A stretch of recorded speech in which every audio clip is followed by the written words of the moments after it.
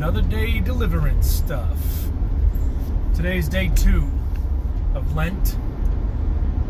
The second station of the cross is Jesus carries his cross. Now, a lot of people know about the crucifixion. A lot of people don't know why Jesus was crucified. You know, if you committed a crime and you were sentenced to death, if you were lucky, you were beheaded, and it was quick, or you were thrown off a cliff. One of the cliffs that they used often was one called the Tarpeian Cliff, or Tarpeian Rock, I think it was called. And you were just tossed down. It was about 80, 90 feet, something like that.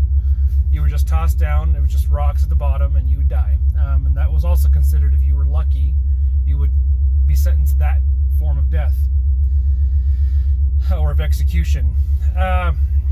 The worst criminals, and if those who weren't lucky, would get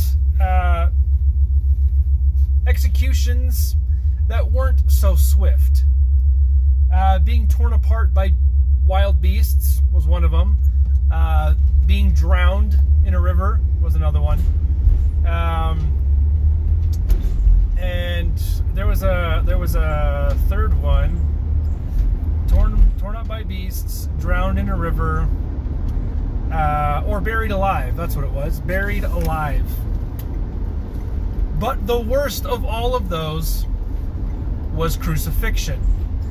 The worst of the worst criminals, who were considered a danger to the state, or who had committed the worst possible crimes, were sentenced to crucifixion.